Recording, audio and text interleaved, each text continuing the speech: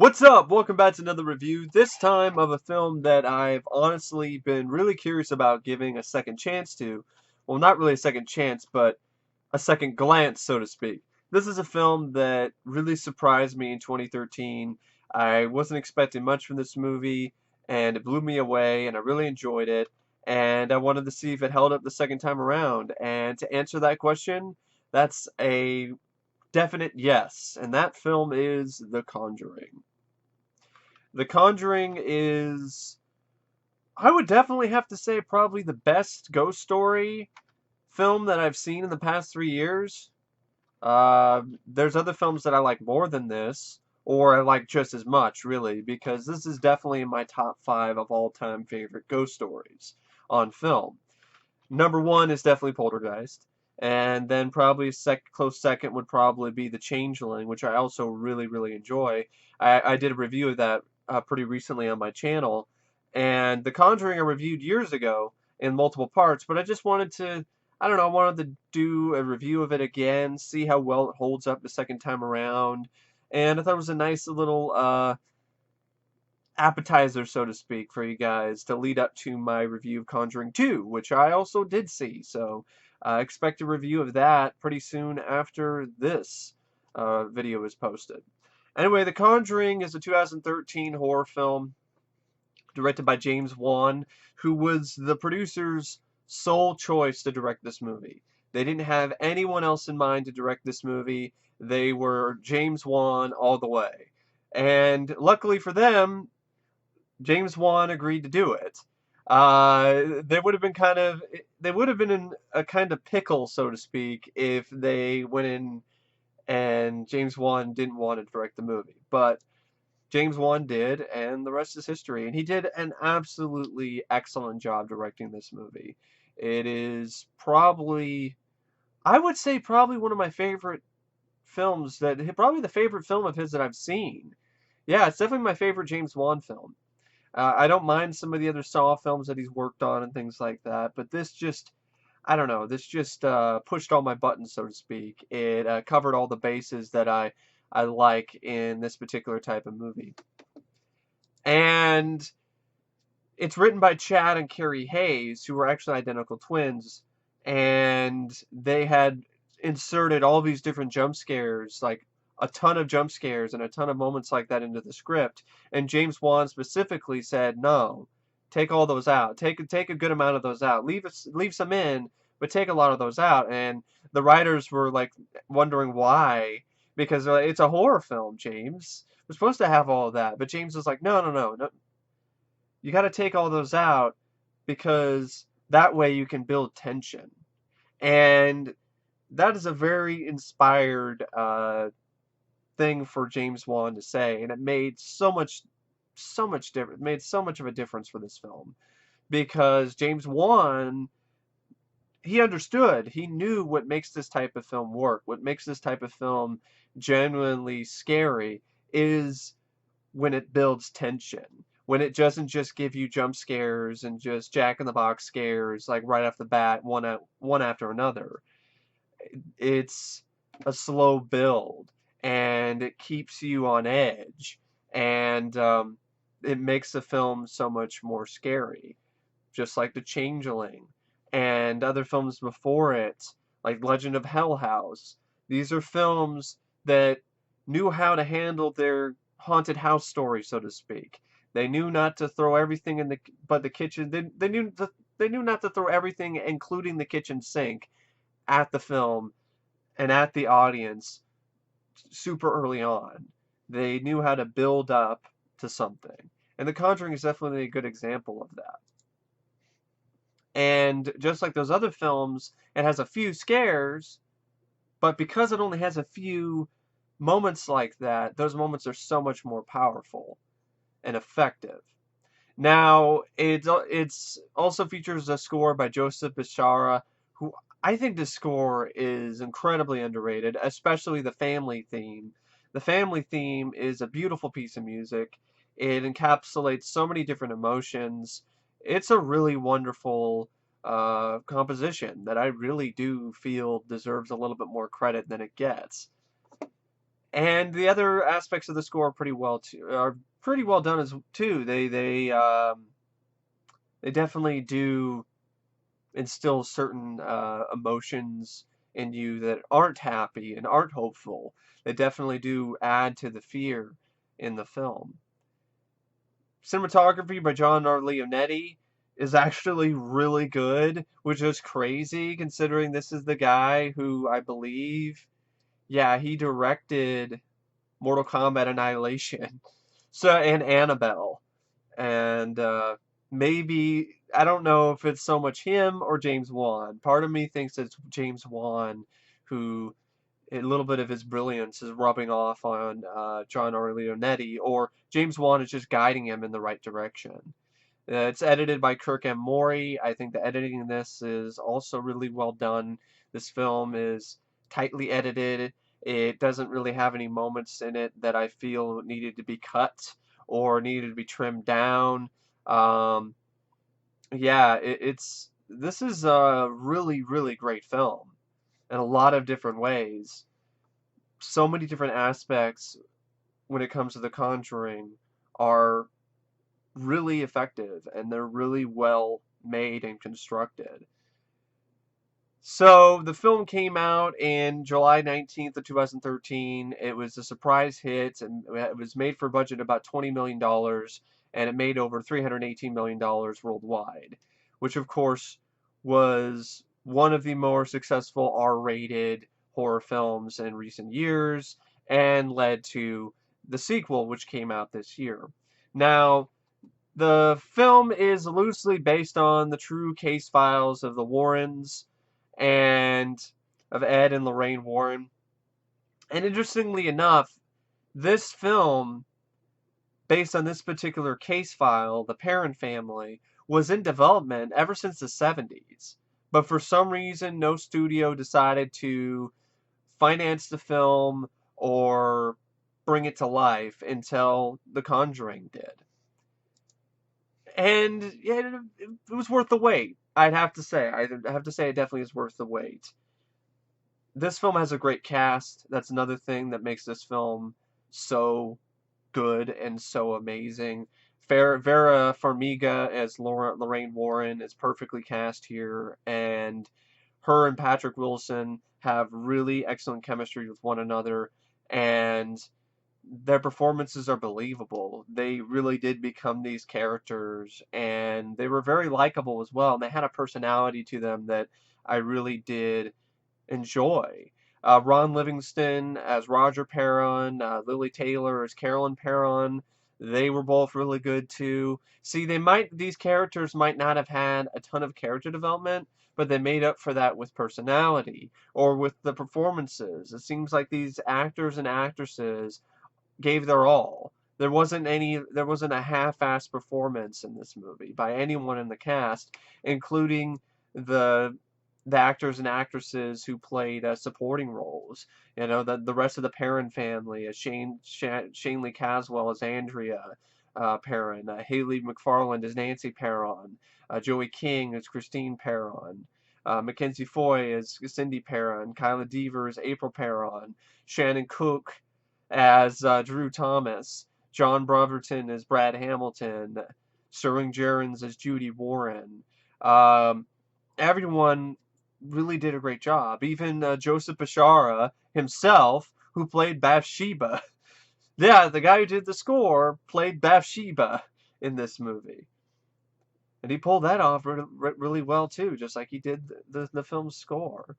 The story of the film is also, I think it's well structured. It goes back and forth from the perspective of the Warrens and then with the Perron family. It opens up with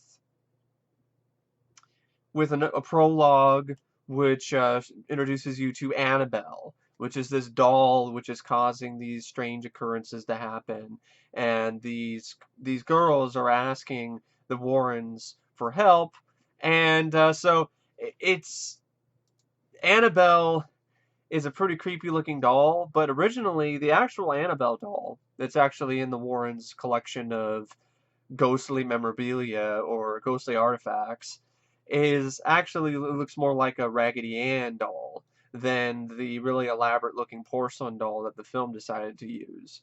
Then you could definitely see why they went this route instead of the Raggedy Ann route, because it's just so much more striking visually. And yeah, this is about as good as Annabelle gets, because the film itself, Annabelle, completely misses what made this sort of event scary or at all creepy. They overdo it. It's Annabelle is better off as just a little prologue and not its own film. But that's just how I personally feel. So after this Annabelle prologue, then we go forward to 1971.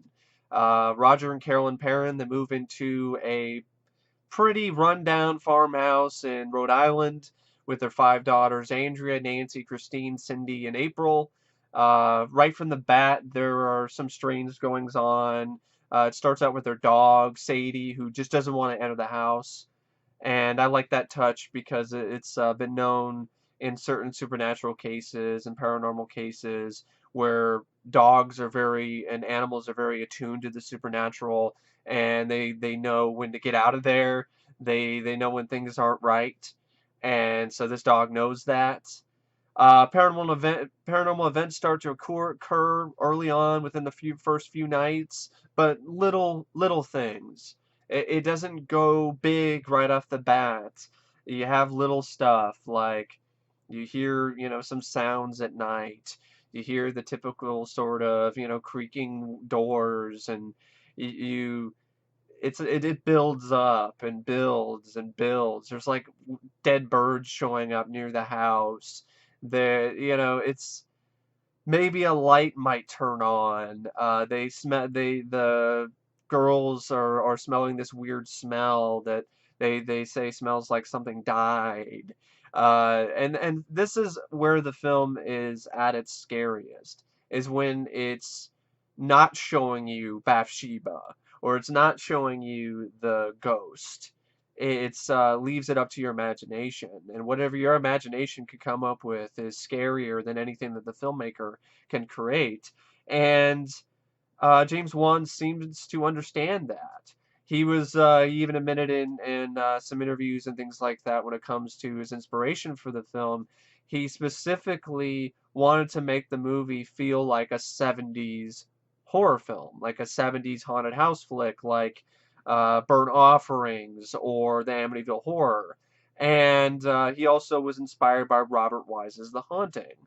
And Robert Wise's The Haunting is another one of my all-time favorite ghost stories. And that's a film that also preys upon your imagination. It understands that the scariest things ever are what you create in your own mind, not what the filmmaker throws out at you. So yeah, the moments where the girls are waking up in the middle of the night, and where the girls are saying, "Do you see it? Do you see the? It's right there behind the door." And of course, the other girl, is like, I don't see anything." But there's this permeating sense of dread that just keeps building and building and building throughout the movie, and it ultimately culminates in a pretty memorable climax, at least for me personally, and a really welcome change of pace for the horror genre as well, especially the way the film ends.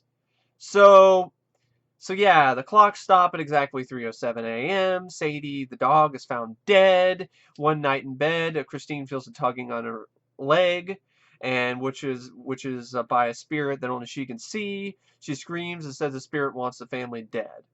Another night, Carolyn hears clapping in the hallway. This is one of the most effective scares. When I first saw this film, this scare got me. And I thought it would not get me. I'm like, this isn't gonna get me. But when they play a game of hide and go clap, it's very effective because it's creepy. I mean, you're blindfolded for one. Can you imagine being blindfolded in a haunted house? That alone is terrifying. But so she's blindfolded. She's playing a game of hide and go clap with her daughter. Lili Taylor is playing the game with her daughter in this film, and she's looking around, trying not to knock things over. and she comes across the armoire, which is there's already been weird happenings going on with this armoire. One of the younger sisters has literally been sleepwalking at night and banging her head into the armoire, which is which was actually a pretty inspired choice by the screenwriters too, because they're just like, what the hell? Why is she banging her head on this thing?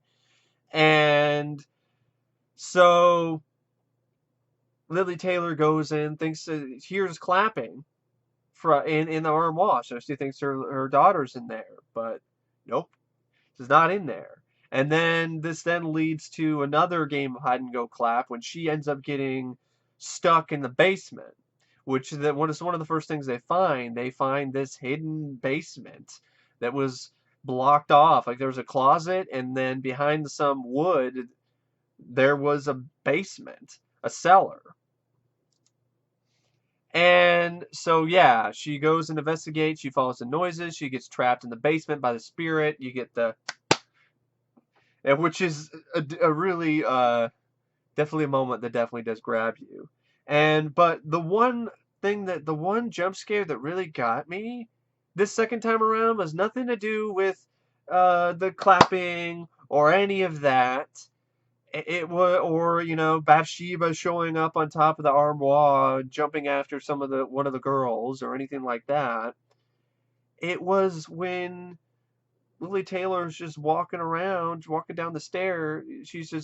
And all of the picture frames on the wall next to the stairs just fall off and make this loud ass fucking crash. Of course, that happened before she goes down the stairs, but she goes down the stairs to investigate because she hears this loud crash. And that's what got me, because there really wasn't any music cues that built up to that. And James Wan himself, in an interesting but really honestly pretty kind of disappointing little featurette called Scaring the Shit Out of You, which is the only special feature on this and on the Blu-ray, which I think is very disappointing. This film made a lot of money. I don't know why it was not loaded with features like a commentary track, a more of a documentary than just an 8-minute featurette. But there was still some interesting stuff, like James Wan saying that he feels that jump scares are not really what makes a horror film scary. It's the sounds and the sound editing.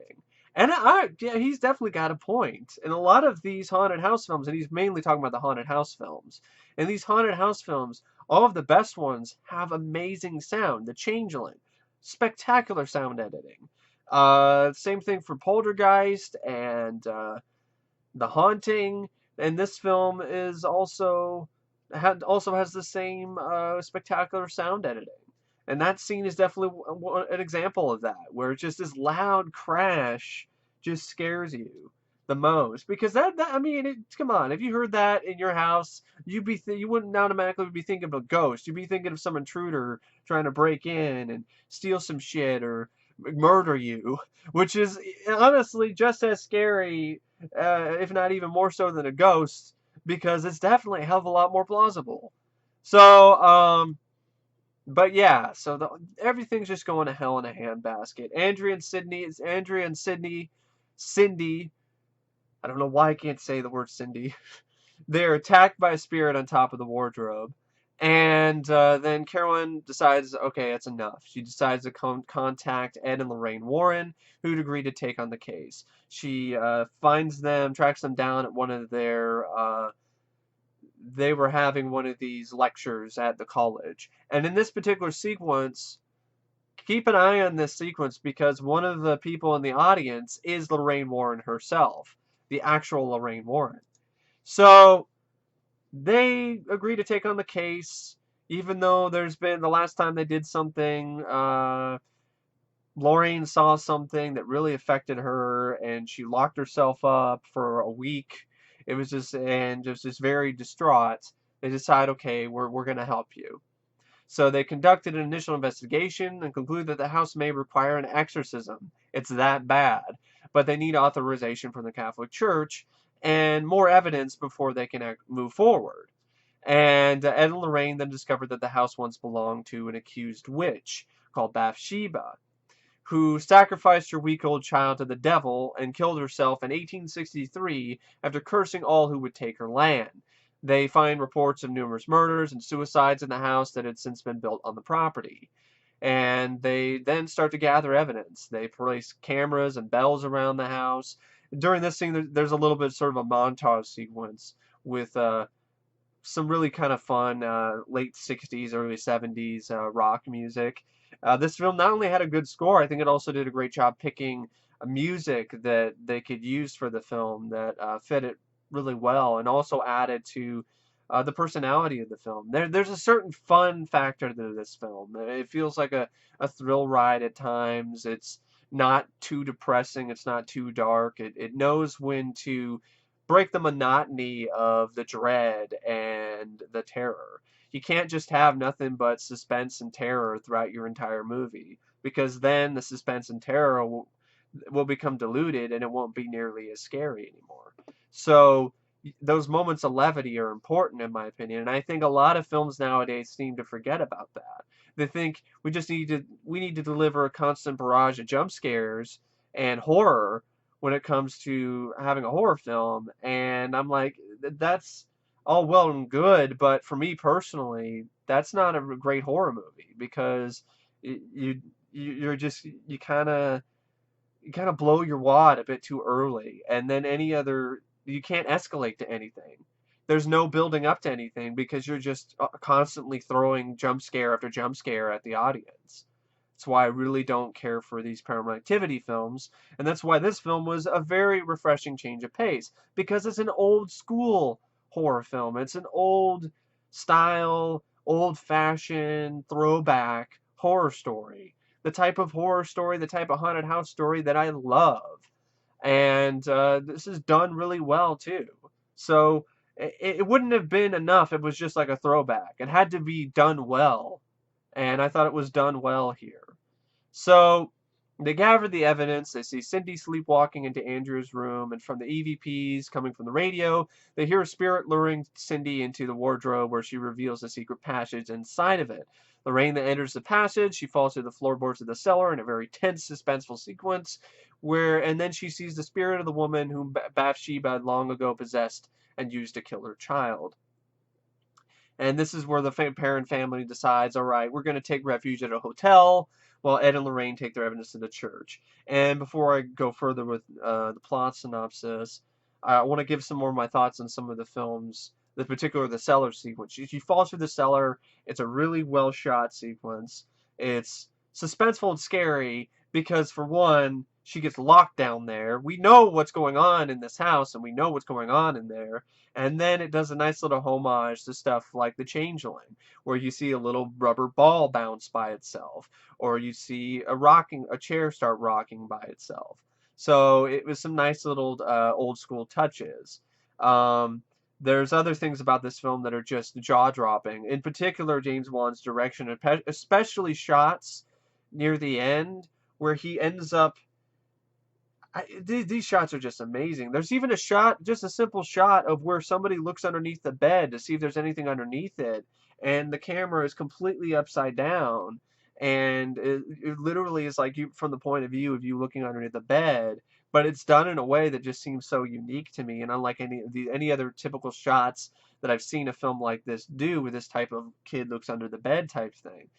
James Wan even said in some interviews on the DVD and the Blu-ray, he said that he likes to, whenever the people are talking or whenever the characters are walking around, he likes to have a POV shot from their perspective, and so it's like the audience is following them. So he makes the audience a part of the film, and that really shines in this film. That's something that really stands out in this movie and makes it so much more terrifying and so much more impactful on an audience. It really grabs you so much more because it tries as hard as it can to actually incorporate you into the experience.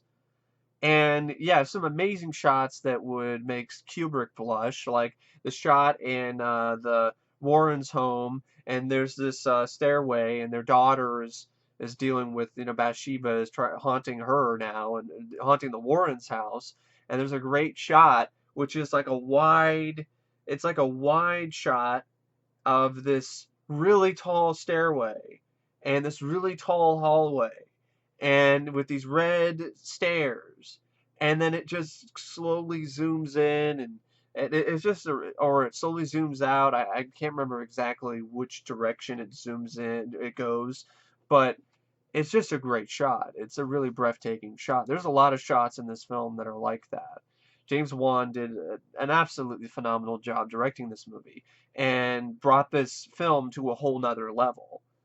And so the rest, so the film then goes to the Warren's daughter Judy is then attacked in her own home by Bathsheba. That's what I was talking about with that wonderful shot of the stairway, and that whole sequence is really, really powerful. I love that sequence. It gets my blood pumping. It gets my heart racing. It puts a chill down my spine. It's this. It's the kind of stuff that every horror fan dreams of. You know, the type of there's all kinds of stuff going on in that sequence, and it's all really, really well done. And so Ed then arrives just in time, though, to save his daughter. And then Carolyn, she ends up getting possessed by Bathsheba. So then she takes Christine and April back to the house. Ed and Lorraine find Carolyn in the cellar trying to stab Christine after tying Carolyn to a chair with a sheet over her face, by the way, which is a very visually arresting image. It sticks with you. Because, and that's kind of stuff always stuck with me too. The whole idea of not being able to see into somebody's eyes. Now, a lot of people say the eyes are the window into the soul. And when, you know, the eyes are white or the eyes are not there, it's just a very, I would probably say it's a very unsettling thing to see because there isn't that connection. You know, you can't see any eyes. And then when she coughs up blood and you just see the blood just bleeds from the inside and bleeds out on the sheet, that's a really horrifying image. And that whole exorcism scene I thought was really well done. James Wan particularly wanted to not show her face with all the demonic makeup as much as he possibly could because he wanted to kind of hold that back. He didn't want to overdo that because plenty of films had done that already. So, but yeah, this whole sequence is just it is an absolute tour de force. It's a fantastic sequence. I personally don't think it's a letdown of a climax. I think it's the perfect ending for this particular film. It's old school, just like the whole film is trying to be. Most of it is done completely practical. I don't believe any of this is CGI. They actually do find a way to levitate the chair, turn it upside down. I have the mother tied up with a sheet over her head and all kinds of stuff like that. There's nice bits of suspense too, like the spirit will control a gun and start shooting people with it and so on. And while Ed Warren is trying to do the exorcism, one of the big shelves, falls down and he has to roll out of the way. And so there's like little simple things, but they just work so well. And then the suspense then rackets to a whole nother level. It just goes up to a whole nother level when one of the Warrens' volunteers, he finds where the other daughter is because her mom hid her, and well, now the mother is free from her bonds, and she's also possessed by Bathsheba. So then becomes this race against time where she knows where the daughter is, and she's just going after her, and they're trying to get the daughter. She finds her. She's got the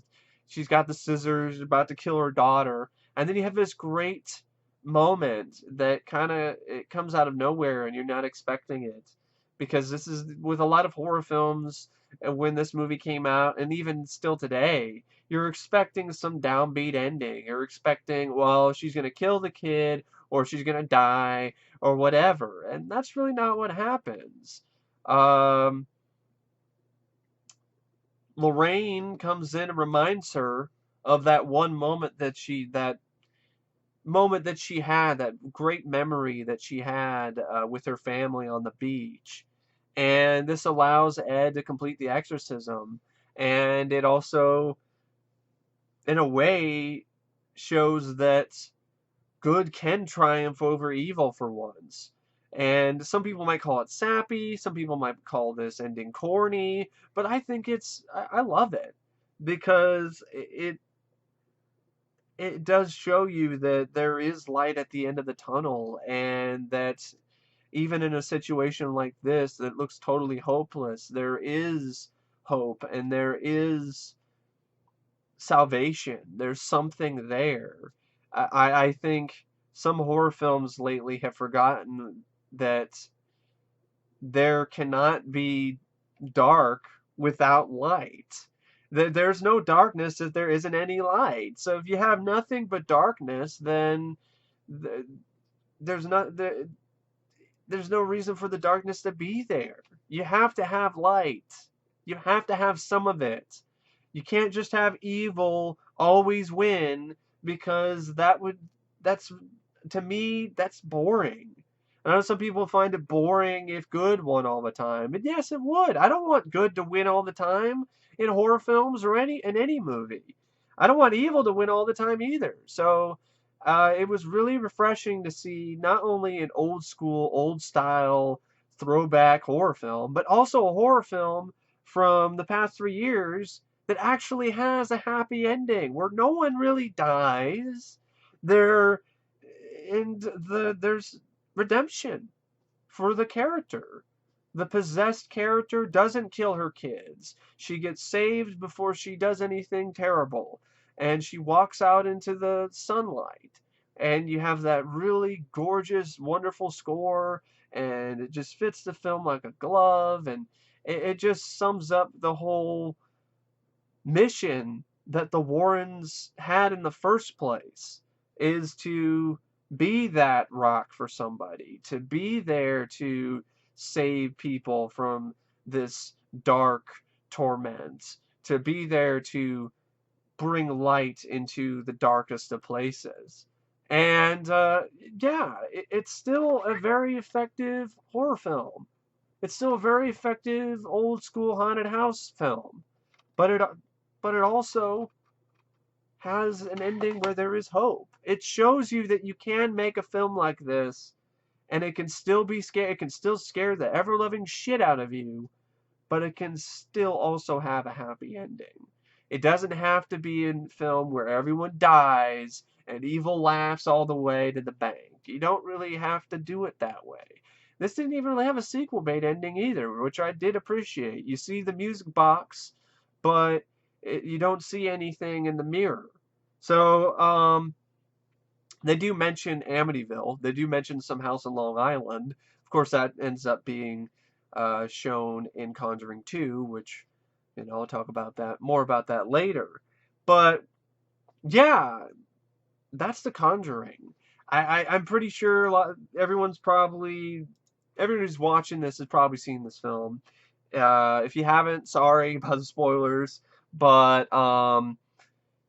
I don't know what else to say about this film except for an R-rated film. It is kind of tame. Did kind of recognize that, and apparently the producers did too. They tried to make it PG-13, but the MPA wasn't going to have any of it. They were like, it's too intense, it's too scary. But it doesn't have any like harsh language in it. It doesn't have any nudity. It doesn't really have any gore. There's like a little bit of blood, but that's really about it. But I guess the imagery is just way too intense, so it earned an R rating. Which, okay, alright. But, that's fine. Because basically that's what they said. It's too scary. So, and then I guess the producers were like, fine. The kind of cuts that the MPA wanted them to do to make it PG-13 were just impossible. It would just ruin the film, so they just took the R rating, and thankfully it ended up working out. It didn't affect the film's box office.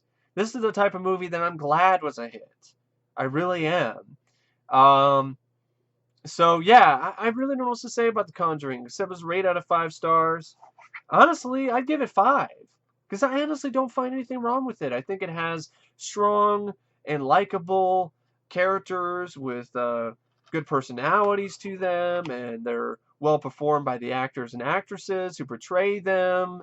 The directing is superb. All the other aspects of the production are also really, really fantastic. I can't sing this film's praises enough. So, yeah, and I would probably say out of all of the mainstream horror films that I've seen from a major studio in the past 3 years, this is probably the best one.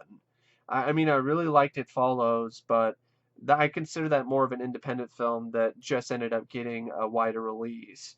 This is a mainstream studio release. This is a Warner Brothers film, in conjunction with New Line, and so yeah, I highly recommend the film if you haven't seen it. And if you haven't seen it in a while, and you did enjoy it, I'd recommend watching it again. You know, to see, just like I did, to see if it does hold up the second time around for you. But anyway, I don't know what else to say about The Conjuring except thank you for watching my review, and as always, I will see you guys later. See ya.